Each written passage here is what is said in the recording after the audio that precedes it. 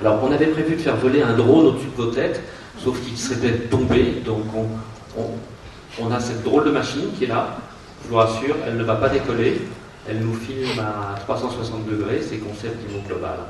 Voilà, c'est à vous, Fabrice. Merci beaucoup Hervé, merci à tous d'être venus. Je remercie en particulier Bruno Corrati qui a bien voulu avoir l'amabilité de venir à cette conférence. Donc ce n'est pas Jean-Philippe Ruggieri tel qu'elle s'est indiqué ici, mais un représentant de Nexity sur l'immobilier résidentiel neuf, Norbert Desmar qui est directeur commercial d'ICAD Promotion, et Ludovic Auger qui est, on va dire, président fondateur d'une société d'innovation 3D. Alors, ce qui est intéressant dans cette conférence, c'est que, comme vous avez pu le voir hier, on a parlé beaucoup de vente en immobilier ancien, où on a mis un peu des problématiques sur comment développer des contacts, comment générer des contacts, sur la capacité à pouvoir générer du clic via notamment des photos de qualité, des vidéos de qualité, du homestaging, enfin tous les éléments que vous connaissez. Cette mise en scène dans le neuf, elle est beaucoup plus complexe parce que, évidemment, c'est une spécificité française, on en parlera peut-être, mais la vente se fait en VFA, donc on ne connaît pas le produit avant de l'acheter. Du coup, il faut essayer de générer chez l'acheteur potentiel, le consommateur, une idée, l'informer et le convertir, le séduire à ce produit immobilier. Donc, dans ce cadre-là, les nouvelles technologies sont très très intéressantes. Elles génèrent de l'immersion, de l'expérience client.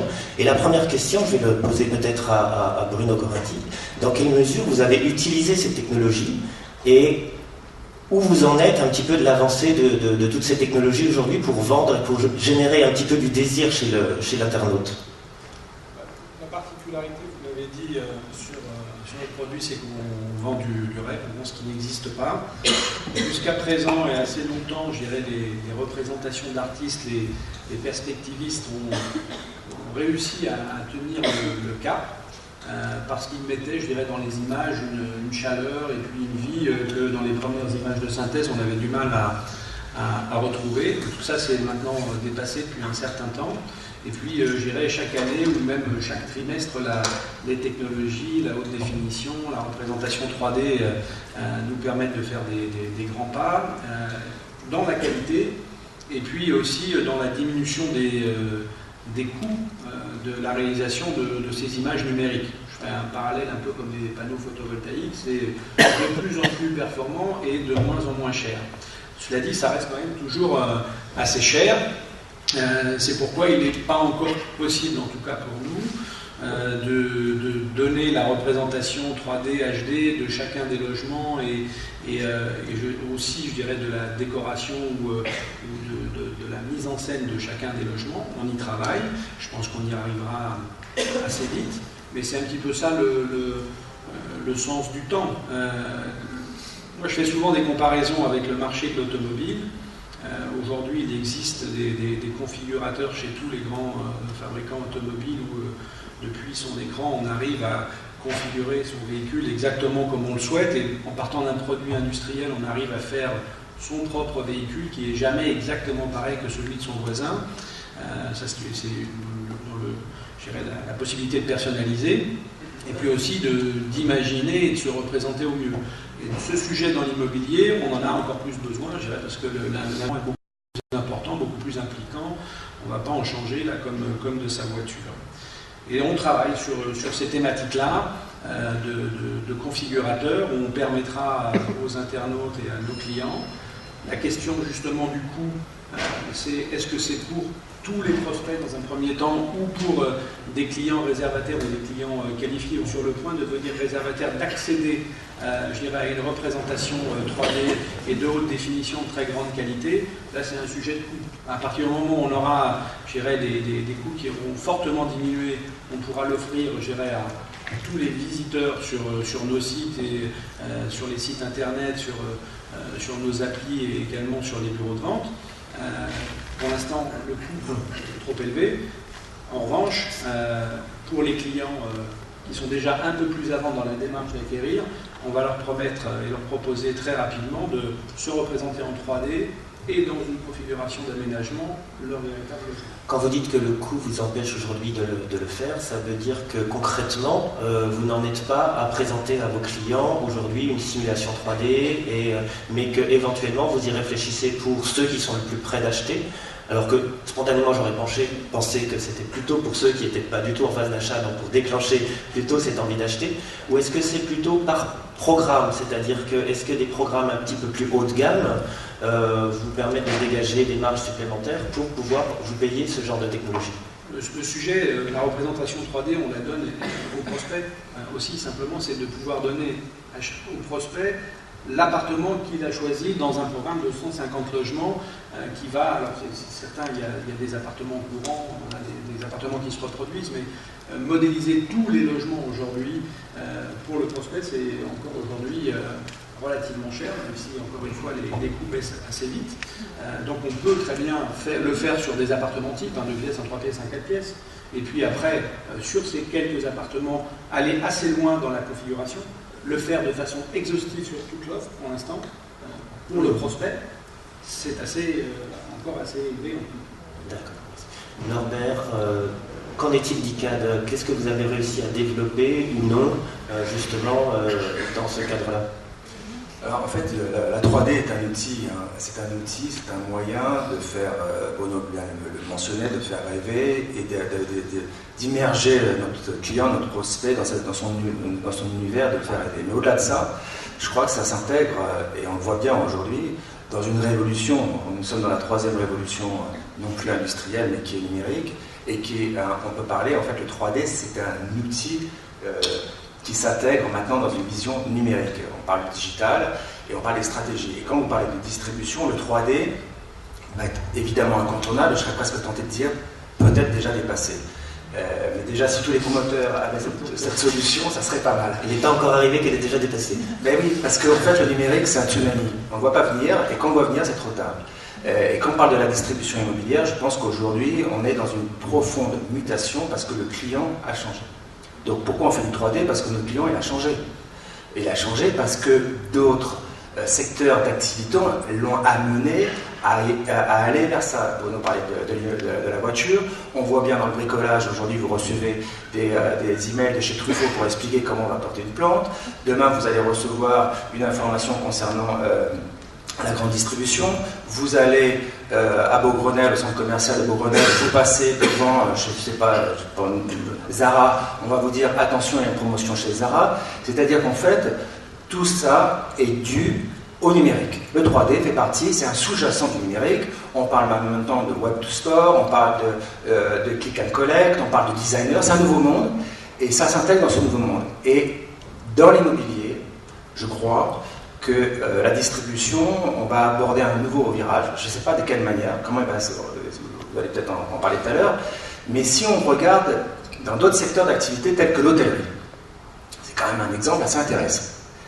L'hôtellerie, aujourd'hui, Booking.com représente 60% de nombre de nuitées de réservations qu'ils font sur l'ensemble des chaînes hôtelières. C'est-à-dire que Booking.com est plus performant que Accor en tant que gestionnaire de chambre. Quand on regarde que Amazon aujourd'hui est en train de prendre le devant sur tout ce qui est distribution de tout. Quand on voit que venteprivée.com aujourd'hui c'est le plus gros distributeur de vin en France, avec 17 millions d'abonnés, bah oui, nous promoteurs, on est obligés aujourd'hui de se dire waouh, il se passe quelque chose. La 3D en fait partie, mais pas seulement. Et aujourd'hui, le numérique, c'est toute une stratégie du parcours du client, d'une nouvelle offre, d'une relation de proximité et d'un produit aussi qui change. Voilà, donc ça s'intègre à ça.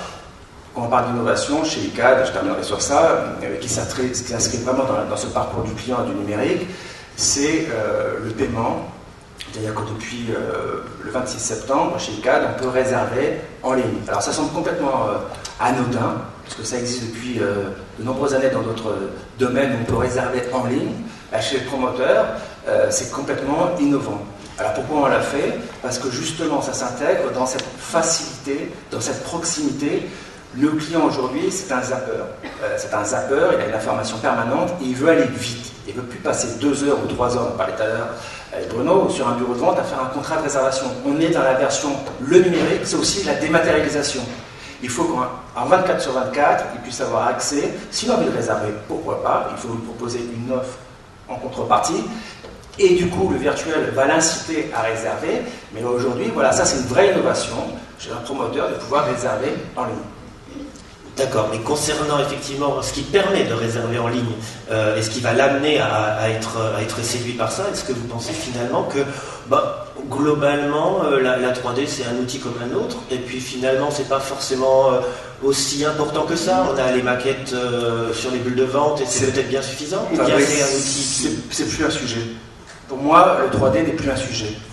Ça doit être, c'est onéreux, évidemment, c'est une solution onéreuse, mais c'est plus un sujet. Ça doit être de facto. Je suis pas Arca, je suis pas le fondateur de Arca ou d'autres, parce qu'il y en a d'autres dans la salle qui font du 3D, et je les reconnais. Mais si le promoteur aujourd'hui ne fait pas du 3D et peut-être de la réalité augmentée et d'autres sujets, je dirais c'est un pan du numérique, mais c'est pas que ça. C'est-à-dire que si je suis fait que du 3D, mais derrière, j'ai pas le centre d'appel qui va avec. J'ai pas le community manager qui va avec, j'ai pas le contenu qui va avec, j'ai pas le back-office qui va avec, j'ai pas la gestion qui va avec. Donc c'est pour ça que je crois qu'aujourd'hui dans la distribution immobilière, parce qu'on parle vraiment de distribution, donc c'est intéressant d'ailleurs, je sais pas si on doit parler de la distribution immobilière. Peut-être justement à un moment donné on a oublié, nous promoteurs, notre client. Et du coup on dérape en parlant de distribution immobilière. Je sais pas si on doit parler de... Là aussi, la distribution est une méthode, mais je ne sais pas si on ne va pas revenir aux fondamentaux, aller chercher d'abord le client. Et je terminerai juste sur ça, c'est pour vous dire que le numérique, c'est vraiment la troisième vague industrielle. C'est qu'aujourd'hui, je vais vous donner quelques chiffres, vous êtes 26 millions d'utilisateurs de tablettes, de smartphones, de mobiles. Voilà. Le numérique, c'est depuis la première fois aux États-Unis, la télévision américaine est détrônée par le numérique. C'est-à-dire qu'il y a plus d'utilisateurs aujourd'hui qui passent du temps sur le numérique aux États-Unis que sur la télévision. Donc ça veut dire le 3D, ça va être un outil, mais comment aujourd'hui, c'est ça qu'il faut réfléchir, c'est qu'on ne fait pas pour le faire, c'est comment on va faire venir, comment on va créer du trafic, comment on va aller chercher notre prospect, et ensuite, vous l'avez dit tout à l'heure, comment on le convertit. Bien sûr, donc là ce qui est intéressant c'est de voir que la 3D, la virtualisation, l'immersion, ça s'intègre dans évidemment un bouleversement numérique, un changement numérique, mais la question ici elle est aussi de dire est-ce qu'on peut se permettre de ne pas le faire si c'est un non-sujet. Qu'en pensez-vous Ludovic? Je serais très heureux qu'on le fasse. Est-ce qu'on peut aujourd'hui, selon vous, est-ce qu'aujourd'hui un promoteur peut prendre le risque, le luxe ou la différenciation ou simplement rester dans ce qu'il fait et la possibilité de ne pas forcément s'investir complètement dans le numérique, travailler bien sûr la relation client, travailler tous ces éléments-là, mais finalement laisser cet élément, est-ce que c'est un gadget? Alors, c'est un gadget, ça peut paraître un gadget, je pense qu'aujourd'hui, comme quiconque, on a tous réservé sur Internet, et si aujourd'hui sur eBay on nous proposait d'acheter un objet, quel que soit son prix, même à 200 € sans qu'il y ait de photos, en nous promettant de nous le livrer dans 1 mois et demi, je pense que nous serions peu à déclencher l'achat.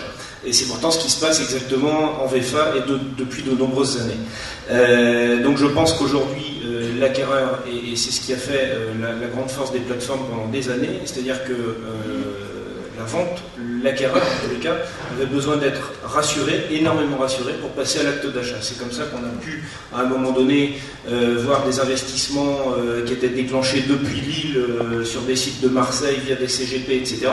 Parce que la relation entre le CGP et son client primait sur ce que le client pouvait avoir directement comme information avec le promoteur, en se déplaçant sur une bulle de vente locale proche de chez lui. Parce que là, justement, la matérialisation, la confiance, la relation humaine qui était instaurée entre son partenaire, son conseil et lui depuis de nombreuses années, prenait le pas sur le professionnel, distributeur d'immobilier, promoteur, qui n'avait peut-être pas suffisamment de matière à présenter à ce prospect, cet investisseur, pour le faire passer à l'acte d'achat.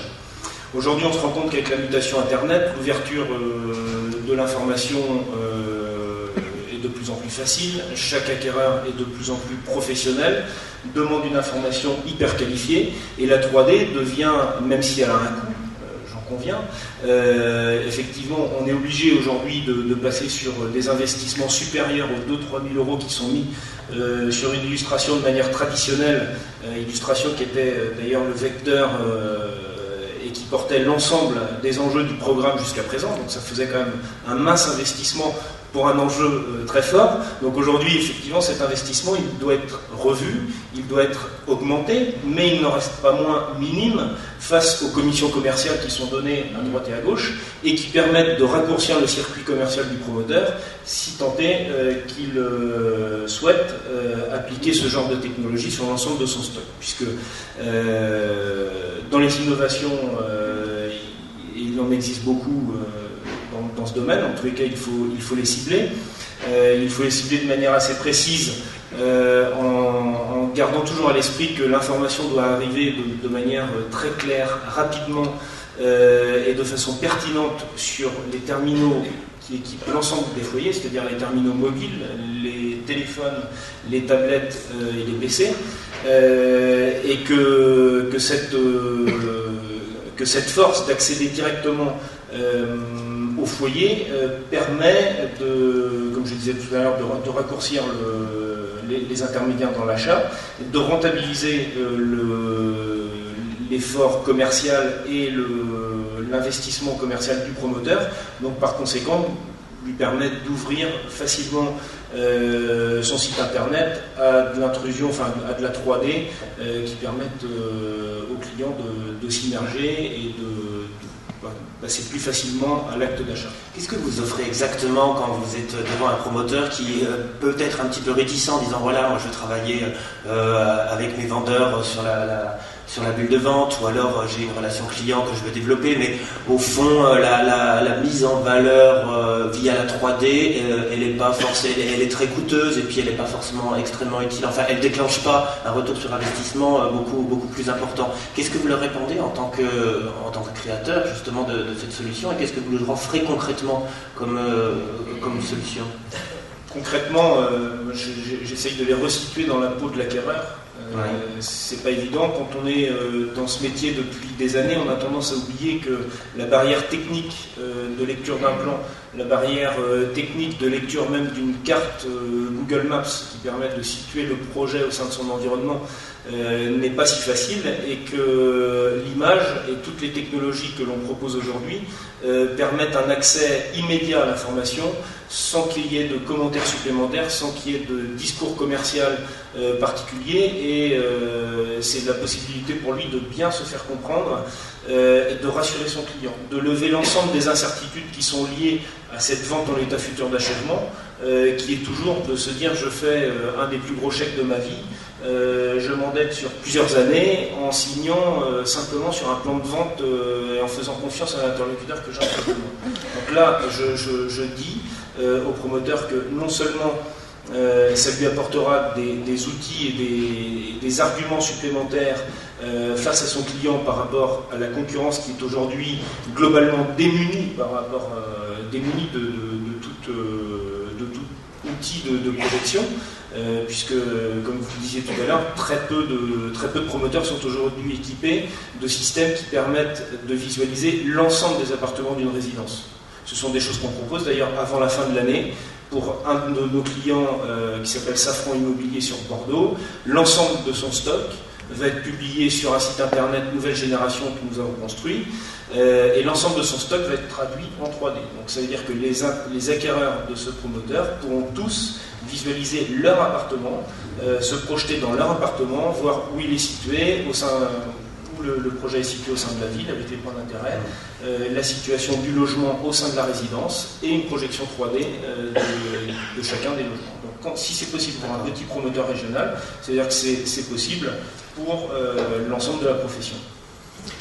Bruno Moranti, quand on est acheteur potentiel, on va se promener sur les aujourd'hui sur les portails immobiliers, Exploribo et autres, et on voit des images, des maquettes qui sont faites en 2D seulement, et on se décide ou non sur cette petite information à appeler le gestionnaire des ventes.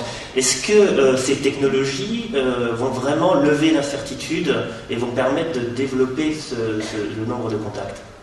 je dirais l'illustration est importante, c'est pas tout. Nos clients, en tout cas ceux qui achètent pour habiter, connaissent l'environnement dans lequel ils vont aller, ils savent, je dirais, généralement les liens de transport en commun, etc. Ils ont une connaissance, je dirais, de l'univers où ils veulent se poser, et l'illustration, elle vient accompagner leur décision. Dire que aujourd'hui la décision va se faire sur ces éléments-là, ce serait un peu simpliste. Je dirais, plus on monte, je dirais, dans la hiérarchie de la présentation, plus on va parfaire son information et se distinguer aussi par rapport aux voisins, aux concurrents, qui n'aura pas le même niveau d'information. C'est ce que l'on essaye de faire tous, bien évidemment.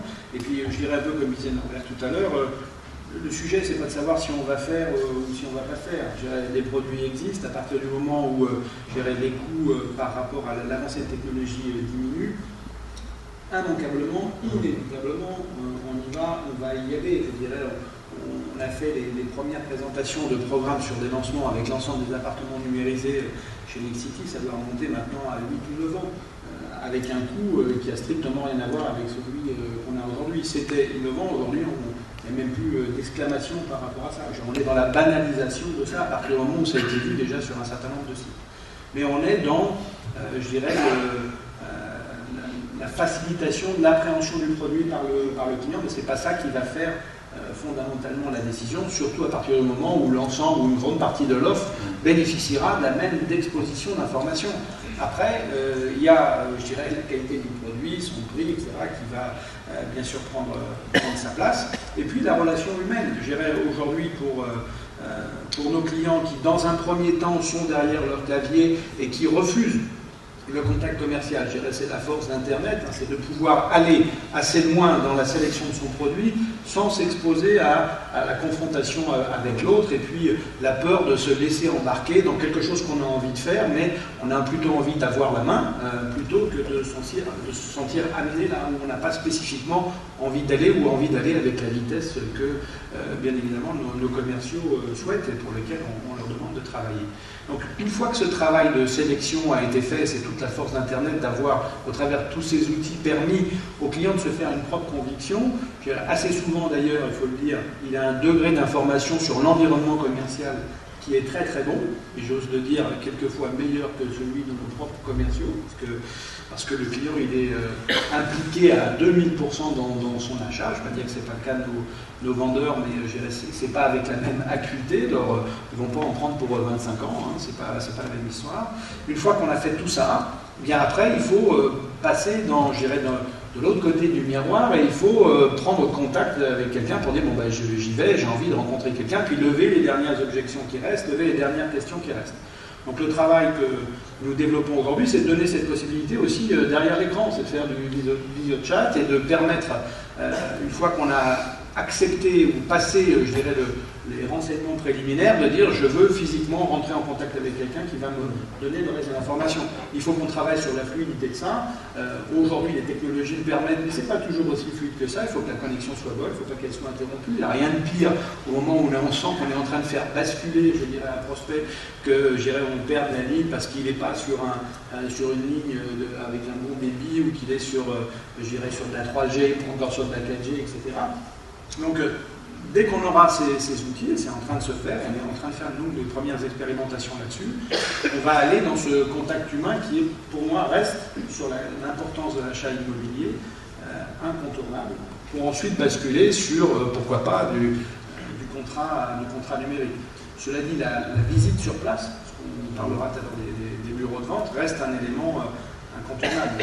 Le virtuel, à un moment, doit se confronter au réel, et puis aller voir où est-ce qu'on va habiter, effectivement, juger de tout ce qu'on ne peut pas juger sur le net, même si on peut juger beaucoup de choses, du bruit, je dirais de la qualité de vie qui se ressent, de la sécurité ou de l'insécurité des quartiers dans lesquels on va habiter. D'accord. Est-ce que vous pensez qu'effectivement, à terme, pour continuer un petit peu dans cette perspective, si on peut faire du visio chat, hier on a vu qu'on pouvait faire de la signature électronique relativement facilement,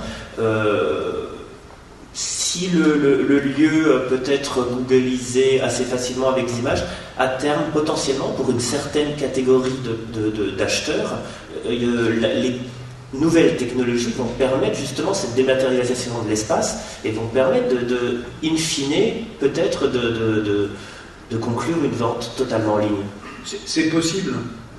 Je dirais même que certains geeks y trouveront un plaisir à pouvoir dire j'ai fait ça. Okay. Je ne vais pas compter uniquement sur ça pour faire mon business. Je dirais en particulier sur l'investissement locatif, on peut l'imaginer plus facilement puisque pour une raison simple, celui qui achète ne va pas y habiter personnellement. Et même, sur la résidence principale, je suis convaincu que la dématérialisation du contrat va permettre d'éveiller de la fluidité du temps. Je suis convaincu aussi que les outils, on l'a dit, vont faciliter la démarche de présélection. La visite sur place, elle est, à mon sens, compte tenu de l'investissement, incontournable. Sur place, il y a un bureau de vente, il y a un contact qui peut se faire ailleurs. Maintenant, l'exclure et dire on va tout faire en virtuel, on ne va pas habiter virtuellement quelque part, on va y habiter réellement, il ne faut pas l'oublier ça.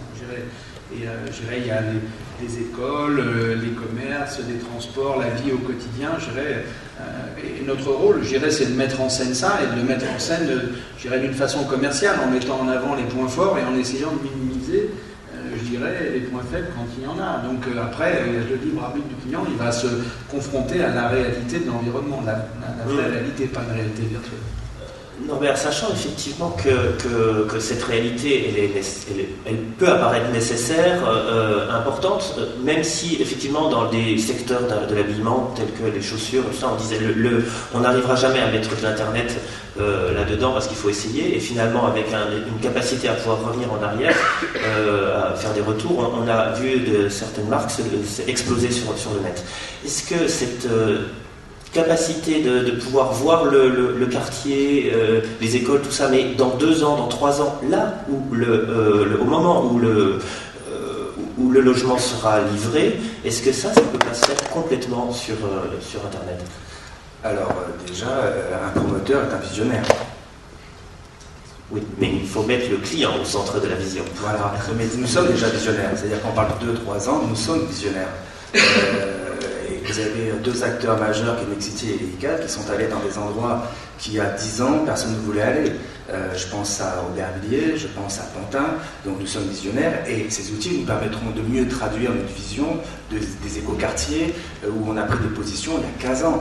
Excusez-moi, est-ce que vous êtes en train de dire que ce sont des quartiers qui potentiellement pourraient faire peur ou effrayer ou pas séduire, mais qu'en leur montrant la 3D, ça leur permet de montrer le nouveau quartier, ces éco-quartiers. Ça va humaniser, et pour reprendre ce que disait tout à l'heure Bruno, il n'y a aucune...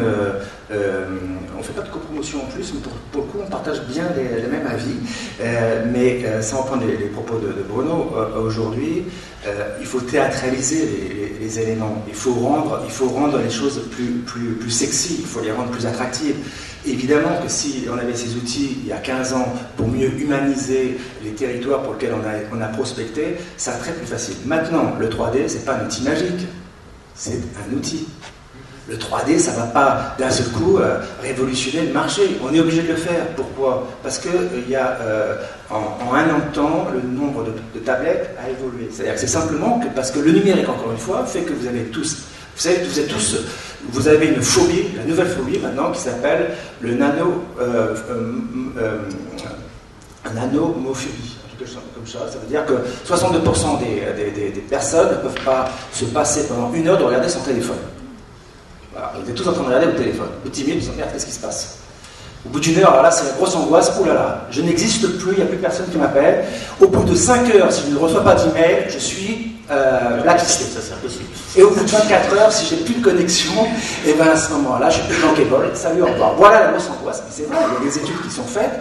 Dans la génération anglaise, 18-35 ans, ils disent que le mobile peut leur sauver leur vie. Et c'est-à-dire qu'ils peuvent passer plus de temps sur leur mobile que de prendre du temps pour la réflexion. Donc, voilà à quoi nous sommes arrivés. C'est pas un outil magique.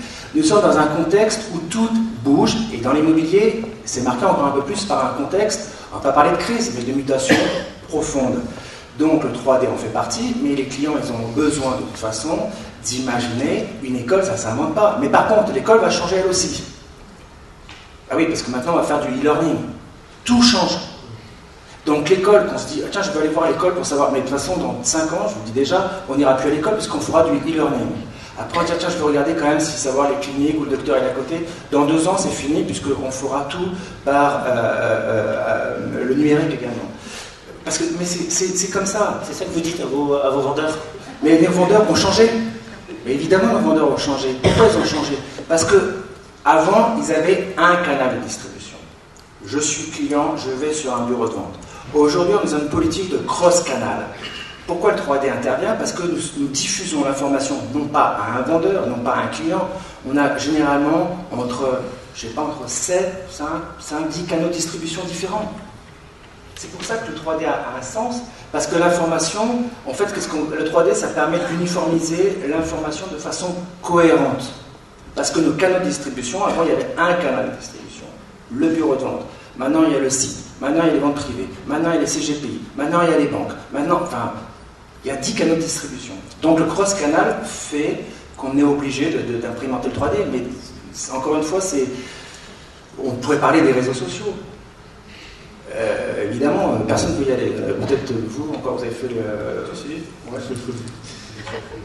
Alors ça, c'est un relativement autre sujet, mais c'est comment porter, c'est le moyen de porter la technique, effectivement, soit par email, soit par display, soit par tous ces éléments-là. Mais par ce canal, le canal historique, j'allais dire, de vente, qui est la bulle de vente, est-ce que la 3D, d'une part, est utile aux vendeurs actuels, est utilisée et n'est pas un petit peu laissée de côté par les vendeurs? Mais tout à l'heure, Ludovic disait, mais chez Safran, que je ne connais pas d'ailleurs, c'est peut-être un bon promoteur, ils ont réussi à tout virtualiser. Mais c'est plus facile chez un promoteur peut-être local ou régional, parce que c'est culturel. C'est-à-dire que quand vous dites ça à des majors de la promotion, de d'un coup tout virtualiser leur lot, c'est un choc culturel. Il faut comprendre que c'est un choc culturel.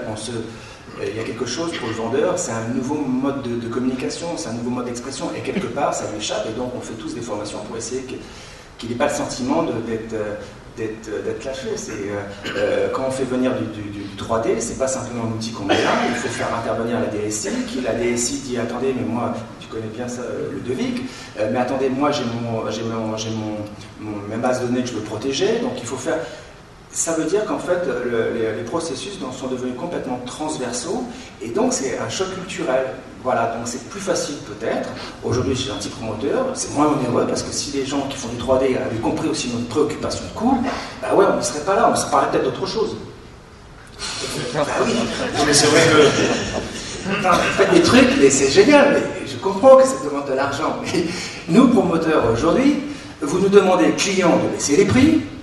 Il faut être encore moins cher. Vous savez, c'est comme Miniprix à l'époque. C'était, vous savez, Miniprix, tu fais le maximum et tu es au moins cher. Mais au bout d'un moment, on nous demande de faire des innovations techniques, BBC, HQE, normes handicapées. Tout ça, c'est valable, c'est intelligent, c'est responsable, tout ça, c'est pertinent. Après, il faut mettre du 3D. Après, il faut faire du numérique. Et tout ça, c'est des coûts supplémentaires. Et nous, on est dans un marché où on nous demande d'être au moins cher. Donc, je pense que il y aurait un non-sujet si je m'adresse aux fournisseurs qui sont nombreux aujourd'hui, qui ont fait partie de Ludovic, mais il y en a d'autres dans la salle. Imaginez aussi nos préoccupations de promoteurs. Voilà, nous sommes soumis à des coûts, et voilà, au bout d'un moment, 4 000 ou 10 000, vous avez combien de lots Renault chez vous? 10 000 ventes. 10 000 ventes à combien le logiciel? Vous voyez, comment ça fait? Non, mais je te rassure, en vrai, on est tous dans le même cycle. Hein. C'est-à-dire que nous, on doit payer des salaires français, et donc on se pose aussi toujours la question à la fin du mois, comment est-ce qu'on va boucler nos budgets. Juste avant que tu répondes, Ludovic, je voulais laisser préciser quelque chose à Norbert, à savoir... oui, bien sûr, c'est qu'effectivement, chaque fois qu'il y a une innovation, peut-être que la logique, c'est pas de l'ajouter à l'existant, mais c'est de repenser l'existant, repenser la communication produit, repenser le display, et du coup faire ça à coût constant. Et ça vous obligerait éventuellement à dire, allez, je vais faire des coupes dans quelque chose. Est-ce que le 4x3 qui est partout dans la ville, c'est vraiment nécessaire? Est-ce que le prospectus, c'est nécessaire? Est-ce que la maquette réelle est nécessaire? Est-ce que le vendeur est nécessaire? Ou la présence, tant homme de vendeur est nécessaire. Est-ce que vous êtes dans cette démarche-là de réflexion? Les choix, on les a déjà faits. Je dirais le coût des budgets, notamment presse, aujourd'hui, ne sont plus rien à voir avec ceux qui pouvaient être hier. Tout au profit du net et des nouvelles technologies.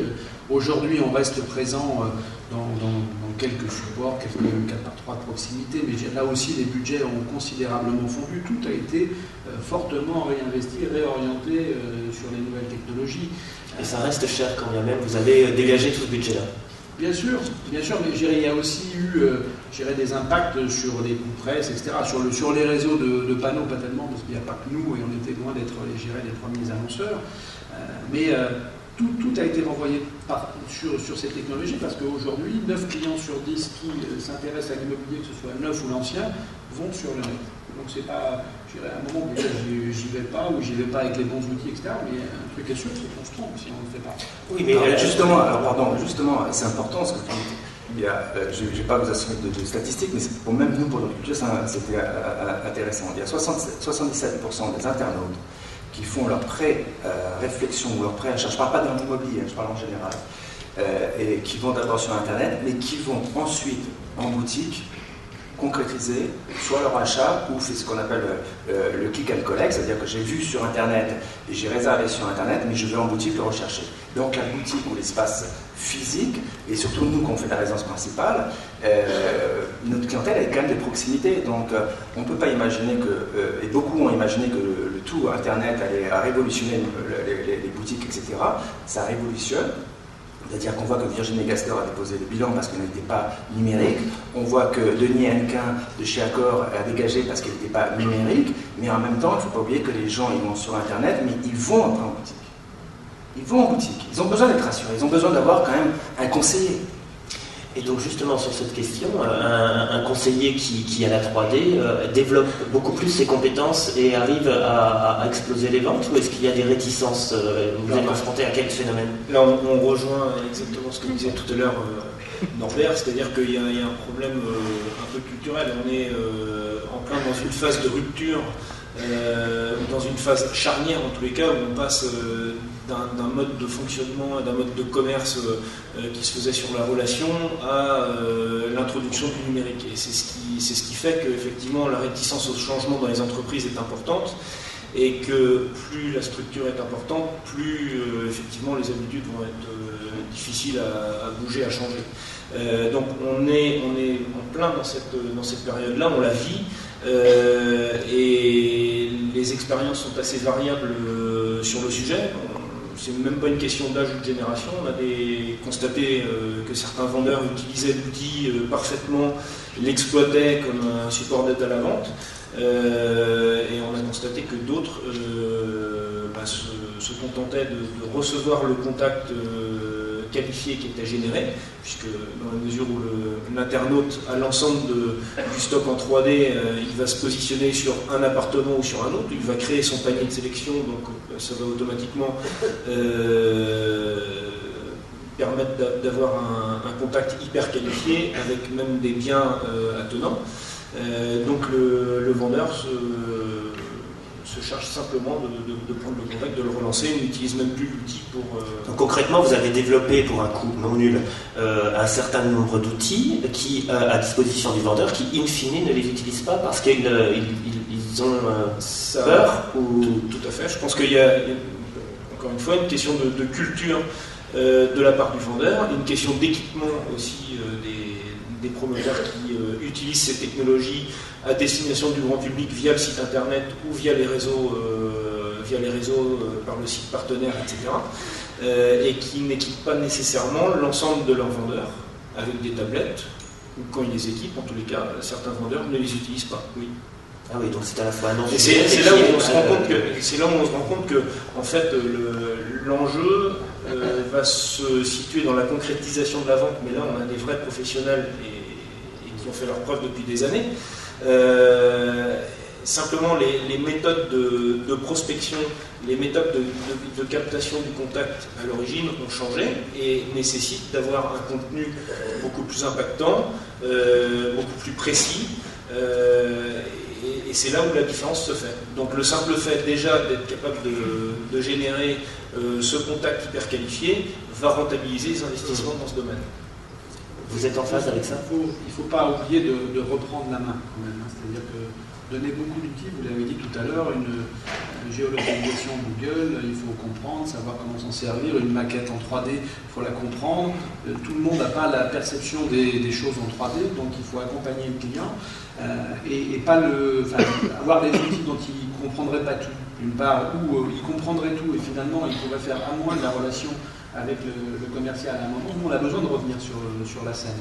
Et un des travaux sur lesquels nous sommes également, c'est à un moment dans ces vidéos de chat, de pouvoir partager l'écran avec le client et lui expliquer les éléments 3D qu'on lui met sous les yeux en disant votre appartement, c'est celui-là qui est là, vous voyez, une exposition, expliquer où se trouve le soleil, où se trouve la vue sur cour, la vue sur jardin, l'avantage qu'on a à être dans un endroit plutôt qu'à un autre par rapport à ce qu'on recherche.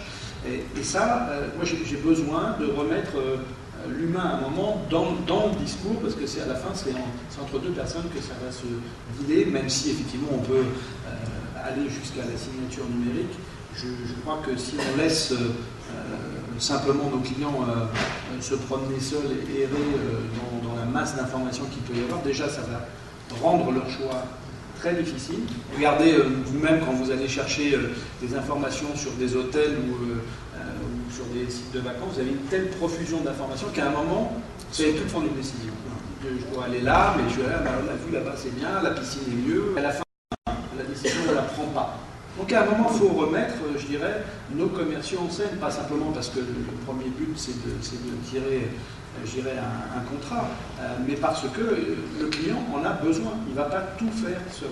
Et il faut lui aider à tirer, je dirais, le meilleur parti des éléments de visualisation qu'on lui donne. Et là, il y a un travail, parce que c'est pas encore d'une fluidité absolue. Non, mais c'est vrai que trop souvent, nouvelles technologies, arrivée de la 3D, en particulier dans l'immobilier, mais dans plein d'autres domaines, ça reste vrai également, c'est synonyme de contact humain, suppression du contact humain ou suppression d'un certain nombre de méthodes existantes basées sur le contact humain. C'est pas ça du tout. Aujourd'hui, comme on disait tout à l'heure, les choses ayant évolué, c'est simplement une information supplémentaire qui est à disposition. Auparavant, elle était diffusée via la plaquette papier avec du rédactionnel, et ben aujourd'hui elle a changé, elle est numérique, elle bouge, elle est multimédia, elle est interactive. Voilà. Norbert, est-ce que les vendeurs sont friands de ce genre de nouvelles technologies? Je crois que Ludovic a répondu, c'est-à-dire qu'en fait, c'est peut-être, je ne sais pas si c'est générationnel ou si c'est culturel. Le terme tout à l'heure pour l'angoisse d'être séparé de son téléphone, c'est namophobie. Voilà. Rien à voir avec ça, mais je pense qu'il peut avoir un côté culturel et générationnel. On a une nouvelle génération de vendeurs qui sont parfaitement à l'aise avec tous ces outils-là. Et pour eux, c'est pas un jeu. Donc ils s'immergent vraiment et le font partager. Après, il y en a d'autres, effectivement, si vous investissez, vous vous rendez compte que soit l'écran il est en panne parce que je ne sais pas où, parce qu'on s'est fait dévaliser dans le bureau de vente, ça arrive aussi. Donc, ouais, c'est pour ça que c'est pas que la mise en place d'un outil, c'est toute une structure, c'est toute une logique, c'est toute une. Je crois qu'on est en train de vivre, nous en tout cas dans l'immobilier, et plus particulièrement le fait de vendre de l'immobilier, et une mutation qui est profonde, et je ne sais pas si tout le monde aura la capacité d'intégrer toute cette nouvelle technologie, parce que soit par esprit, soit par... Il ne faut pas le subir, c'est-à-dire qu'en fait il faut l'intégrer comme un outil et pas le subir, voilà. Mais c'est encore une fois, ça fait partie d'une logique, mais... C'est une décision stratégique de l'entreprise. Oui, c'est une décision stratégique qui va beaucoup plus loin que ça. C'est-à-dire qu'on remet sur le terrain des aspects organisationnels. Justement, pour rebondir et peut-être terminer sur ce sujet-là, en termes organisationnels, ces nouvelles technologies, et donc elles redonnent un petit peu le pouvoir aux internautes, aux consommateurs, elles dématérialisent, elles virtualisent, elles permettent de se rendre compte de plus en plus de la réalité de l'avenir via ces différentes interfaces. Est-ce qu'aujourd'hui, la notion de bulle de vente ne doit pas être repensée? Et en tout cas, la notion d'espace de signature, d'espace de rencontre humaine, puisque comme vous l'avez dit tout à l'heure, il y a besoin de cet humain. Mais cet humain, est-ce qu'il est nécessairement présent sur un espace où il n'y a rien, une bulle de vente en Algeco, ou alors est-ce que du coup on doit réinventer la distribution réelle, repenser cette distribution réelle en disant peut-être soit un supermarché de l'immobilier, soit un pop-up store, c'est-à-dire quelque chose qui potentiellement arrive et s'installe là où il y a beaucoup de gens, dans une galerie commerciale de centres commerciaux, pendant un week-end, le week-end de lancement. Et donc, est-ce qu'on peut imaginer un changement, un bouleversement aussi de la distribution réelle? Dans l'immobilier, il y a un lieu, d'abord. Donc, on peut se mettre dans une galerie marchande d'un centre commercial ou dans un store, etc., mais on ne sera pas sur le lieu où va être implanté le projet ou une opération d'aménagement. Ça, c'est fondamental. C'est pas mobile. Donc pour vous, il faut garder cet espace-là. Après, bien évidemment, je pense que le sort du bureau de vente, du programme isolé de 50 logements est en question.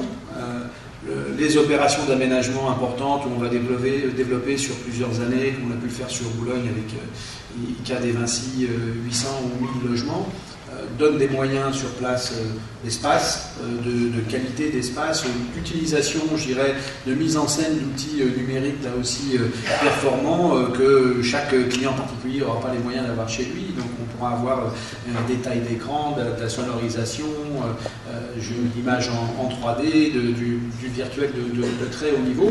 Et à ce moment-là, on peut créer sur ces lieux des espaces de vente de très grande qualité, où encore une fois, nous on a à faire rêver, surtout quand on arrive dans des friches industrielles, comme ça peut être le cas à Saint-Ouen, etc., où on est dans un environnement qui n'a pas encore changé, où il faut qu'on projette nos clients sur quelque chose qui existera parfaitement dans une décennie.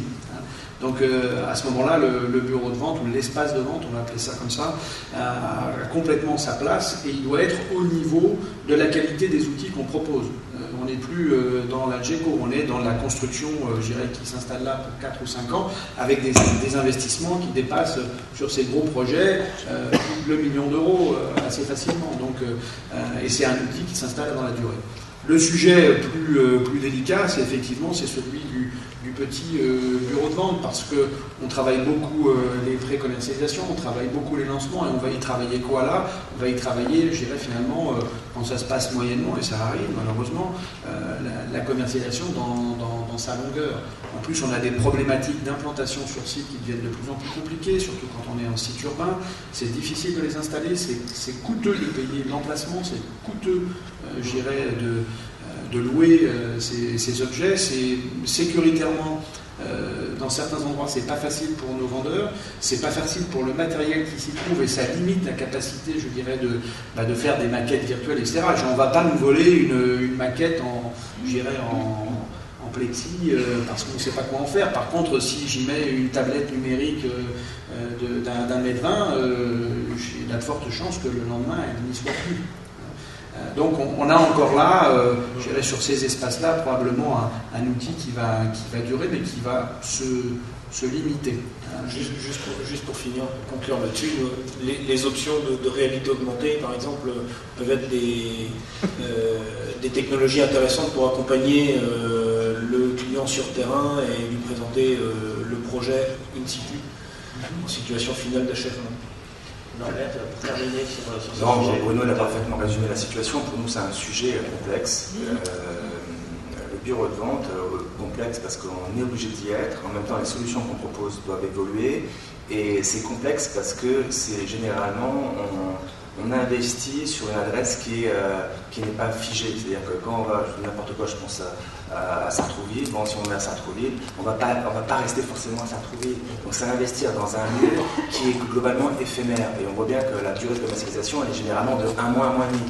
En revanche, on essaie de réfléchir à un système de showrooming qui peut essayer de représenter, qui serait 3-4 showrooming, qui représenterait un peu l'esprit Porcelain dans sa version où c'est cultiver la démonstration de ce qu'on peut faire. Parce que si on parle de 3D, il y a eu un sondage qu'a fait Emmanuel Clausel sur les clients. Ils veulent, à 65% d'entre eux, ils veulent un témoin. Donc le 3D, en fait, ça remplace un témoin. Donc ils veulent voir, dans un contexte d'angoisse, ils veulent être rassurés.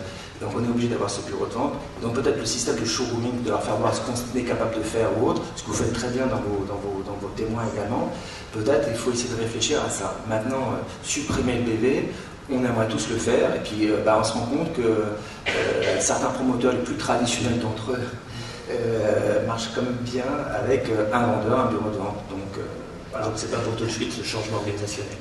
Ok, peut-être que merci beaucoup. On va laisser passer.